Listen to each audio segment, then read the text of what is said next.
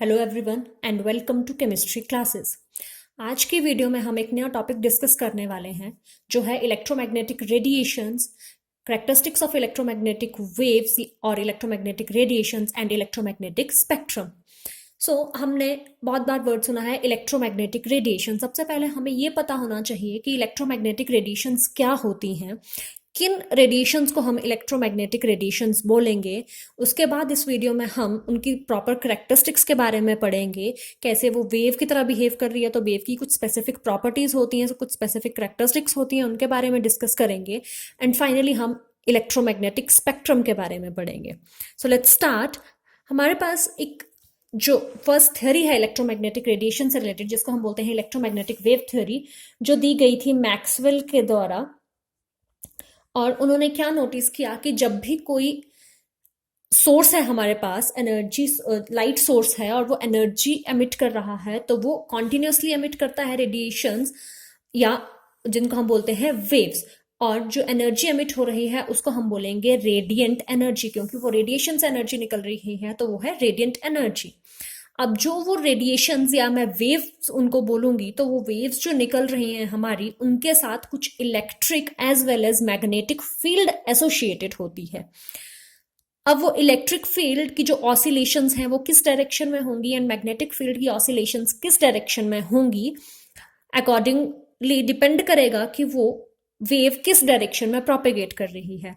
अगर मैं इस फिगर के थ्रू आपको समझाने की कोशिश कर रही हूं, अगर मेरी let's say this is the x axis और this is the direction of propagation of wave, इस डायरेक्शन में अगर मेरी रेडिएशन चल रही है तो क्या होगा, हमें जो वाइब्रेशंस मिलेंगी या ऑसिलेशंस मिलेंगी इलेक्ट्रिक फील्ड कंपोनेंट की, अगर वो इस डायरेक्शन में मिल रही हैं, दैट इज अपवर्ड डायरेक्शन में मिल रही हैं, तो मुझे जो मैग्नेटिक फील्ड की ऑसिलेशंस मिलेंगी वो इस डायरेक्शन में मिलेंगी।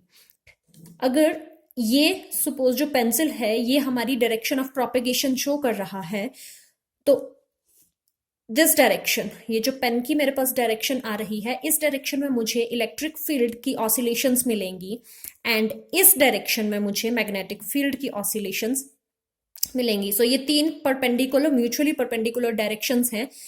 जैसे हमारे कोऑर्डिनेट एक्सिस में होता है, ये एक्स एक्सिस है, अगर ये वाई एक्सिस है तो ये जेड एक्सिस है। अगर मेरी वेव जो है वो एक्स एक्सिस के अलोंग प्रोपेगेट कर रही है, तो उसमें इलेक्ट्रिक फील्ड की वाइब्रेशन वाई एक्सिस के अलोंग मिलेंगी, तो मैग्नेटिक फील्ड की वाइब्रेशंस जो हैं वो मुझे जेड एक्सिस के अलोंग मिलेंगी।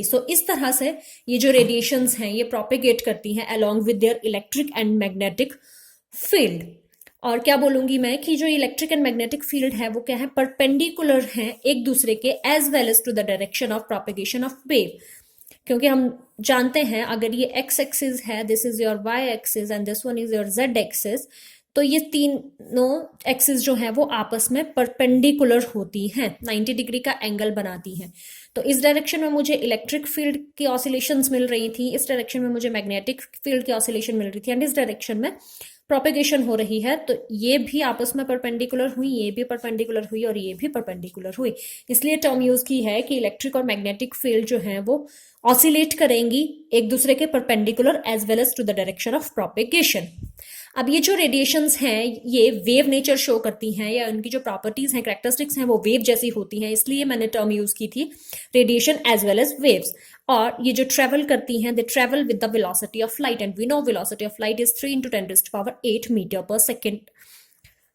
नेक्स्ट, इन रेडिएशंस को ट्रेवल करने के लिए कोई मीडियम रिक्वायर्ड नहीं होता है। जैसे हम सनलाइट की बात करते हैं, तो सन से लेके अर्थ तक के बीच में वैक्यूम है, कोई मीडियम नहीं है वहां पे, बट स्टिल सन की रेडिएशन जो है वो अर्थ तक पहुंच रही हैं। Sunlight is also a type of electromagnetic radiation, या लाइट वेव्स जो है वो भी इलेक्ट्रोमैग्नेटिक वेव्स ही है हमारे पास। इनकी प्रोपेगेशन के लिए कोई भी मटेरियल मीडियम, ना सॉलिड, लिक्विड, गैसियस, कोई ऐसा मीडियम जरूरी नहीं होता है, वो वैक्यूम में भी ट्रेवल करती हैं।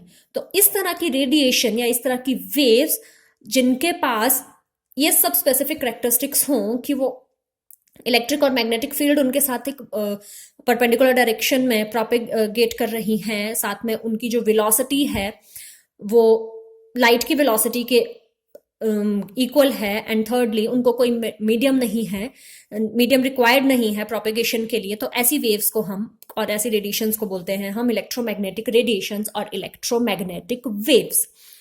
एक नटशेल में बात करूं तो सिंपल इलेक्ट्रोमैग्नेटिक वेव्स या ईएम वेव्स किनको बोलेंगे, जिनको कोई मीडियम रिक्वायर्ड नहीं है प्रोपेगेशन के लिए, दे travel with the velocity of light and have electric and magnetic field oscillating perpendicular to each other as well as to the direction of propagation of wave. अब next हम point पे चलेंगे that characteristics of electromagnetic waves की कौन कौन सी important characteristics हैं जो electromagnetic waves के साथ एसोसिएटेड हैं। सो तीन हमारी मोस्ट कॉमन या मोस्ट इंपॉर्टेंट करेक्टरिस्टिक्स बोलूंगी मैं, एंड बाकी दो भी हमारे पास एज यूजुअल इंपॉर्टेंट हैं, बट फर्स्ट जो हमारे पास है that is wave length, second one is your frequency and third one is the velocity. जो लेफ्ट आउट हमारी करेक्टरिस्टिक्स हैं that is amplitude of that wave and wave number. अब सबसे पहले हम फिगर डिस्कस कर लेते हैं, उसके बाद मैं एक्सप्लेन करूंगी what is wave length, frequency, velocity and all. So अगर मैं वेव की मोशन की बात करूं तो इस तरह से मूव करती है जिगजैग वे में। तो जो ये अपर पोर्शन है दैट इज ये जो हाइट आ रही है इसको मैं बोलूंगी क्रस्ट, और नीचे जो है इसको बोलते हैं हम ट्रफ। तो क्रस्ट एंड ट्रफ के कॉम्बिनेशन में हमारी जो है वो वेव ट्रेवल करती है। अब इस क्रस्ट की भी कुछ अपनी हाइट होगी और इस ट्रफ की भी कुछ अपनी डेप्थ होगी। दो क्रस्ट कॉन्टिन्यूस कॉन्जिक्यूटिव क्रस्ट के बीच में डिस्टेंस एंड दो कॉन्जिक्यूटिव ट्रफ के बीच का डिस्टेंस जो है उसको हम बोलते हैं lambda, that is our wave length. So wave length जो है उसका सिंबल लैम्डा यूज होता है, एंड एक्चुअली वेवलेंथ है क्या, the distance between two consecutive crust और टू कॉन्जिक्यूटिव ट्रफ। ये दो क्रस्ट के बीच का डिस्टेंस या दो ट्रफ के बीच का डिस्टेंस, या इन दो क्रस्ट के बीच का डिस्टेंस या इन दो ट्रफ के बीच का डिस्टेंस, कोई से भी उठा लो बट कॉन्जिक्यूटिव होने चाहिए। अब नेक्स्ट बात आती है कि वेवलेंथ के यूनिट्स का यूज करेंगे, तो बहुत सारे यूनिट्स हम यूज कर सकते हैं। जब भी हम न्यूमेरिकल्स करेंगे तो हमें फोकस करना है कि किस टाइप के यूनिट्स यूज किए गए हैं और हमें आंसर किस तरह के यूनिट्स में पूछा गया है। So different type of units for wavelength are angstrom, metre, centimetre, nanometre, picometre and all. 1 angstrom is equals to 10 raised to power minus 10 meter, and it will obviously equals to 10 raised to minus 8 centimeter. जब 1 nanometre की बात आएगी, 1 nano means 10 raise to power minus 9 metre, and 1 picometre is equals to 10 raise to power minus 12 metre. Next is the frequency. Frequency हम जब normal language में भी बात करते हैं तो फ्रीक्वेंसी मतलब कितनी फ्रिक्वेंटली वो चीज हो रही है, कितनी बार बार वो चीज हो रही है।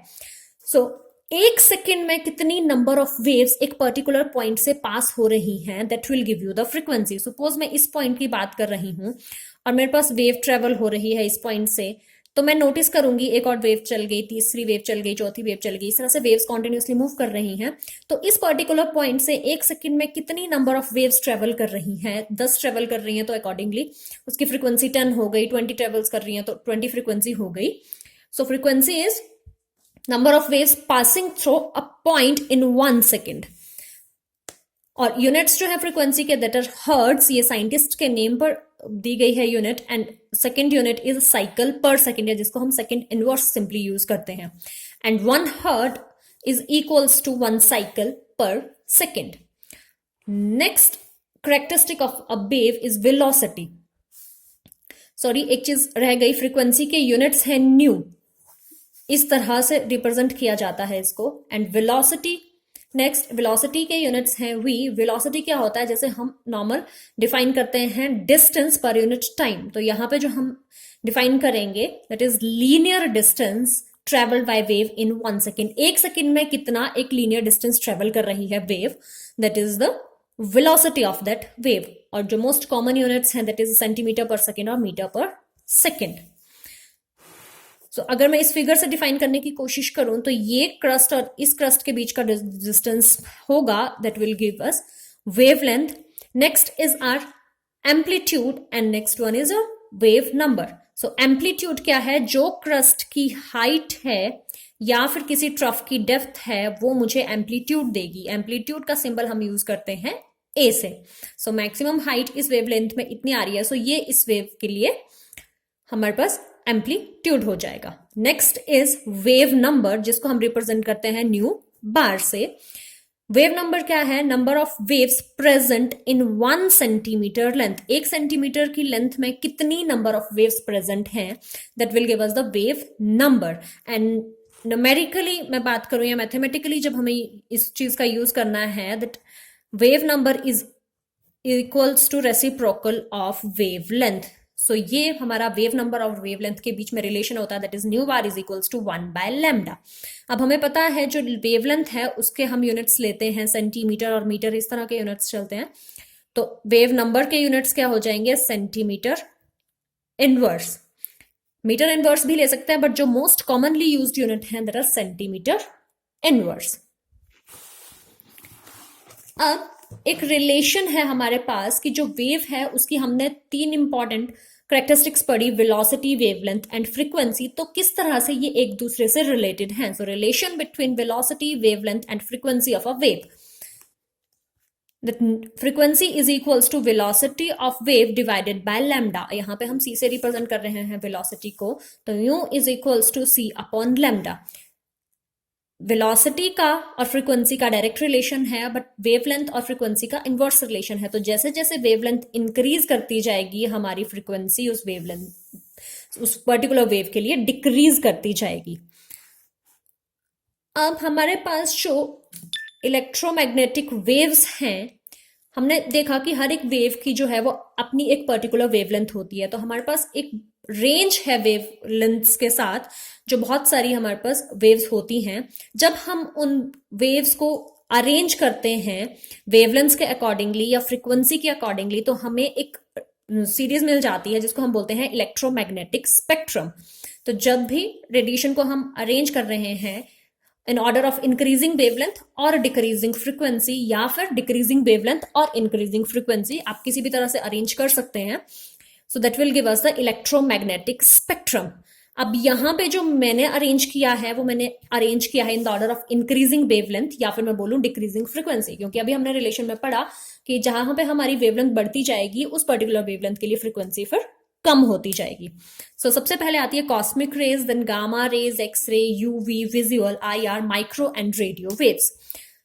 अब हमारा इस फ्लो में वेवलेंथ इंक्रीज कर रही है, इसका मतलब कॉस्मिक रेज के लिए वेवलेंथ सबसे कम है एंड फ्रीक्वेंसी सबसे ज्यादा है, एंड रेडियो वेव्स के लिए फ्रीक्वेंसी हाईएस्ट है एंड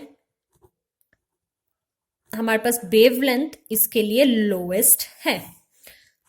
अब पर्टिकुलर रीजन में वेवलेंथ्स वेरी करती हैं, बट हमारे पास विजिबल, जो हमारी आईज नोटिस कर पाती हैं इलेक्ट्रोमैग्नेटिक रेडिएशंस को, वो रेंज रहती है विजिबल रीजन के बीच में। एंड विजिबल रीजन की जो वेवलेंथ है वो वेरी करती है फ्रॉम 400 टू अप्रोक्सीमेटली 800 नैनोमीटर के बीच में वेरी करती है। इस रेंज की वेवलेंथ की वेव्स को ही हमारी आई जो है वो डिटेक्ट कर पाती है, अदर वेव्स को हम नहीं डिटेक्ट कर पाते हैं। एंड अगेन हमारे पास जो विजिबल लाइट है that is a combination of 7 different wave of wavelength, और हम उसको अरेंज करते हैं वेव के और violet, indigo, blue, green, yellow, orange and red colour में। सो इट मीन्स अगर मैं यहाँ पे नोटिस करूं तो अगेन रेड कलर की मेरी वेवलेंथ मैक्सिमम होगी एंड वॉयलेट कलर के लिए मेरी वेवलेंथ मिनिमम होगी। इसीलिए डेंजर सिग्नल्स के लिए जो है हम रेड कलर का यूज करते हैं। वेवलेंथ ज्यादा होने का क्या मतलब है कि वो काफी लॉन्गेस्ट डिस्टेंस से भी हमें क्लियरली दिख रही है, इसलिए जो हमारे मोस्टली डेंजर सिग्नल्स होते हैं वो रेड कलर के बनाए होते हैं। सो ये हमारे पास था ओवरव्यू इलेक्ट्रोमैग्नेटिक वेव्स का, उनकी पर्टिकुलर कैरेक्टरिस्टिक्स का और कुछ रिलेशंस का। जो क्वेश्चंस इस पे बनते हैं वो मेनली कभी हमें वेवलेंथ फाइंड आउट करने को बोली होगी, कभी उसकी फ्रीक्वेंसी, वेव नंबर, इस तरह से क्वेश्चन बनते हैं। नेक्स्ट वीडियो में मैं इसी से रिलेटेड क्वेश्चंस डिस्कस करूंगी आपके साथ। कुछ एनसीईआरटी के क्वेश्चंस होंगे और कुछ अदर क्वेश्चंस होंगे। So that's all for this video. Thank you.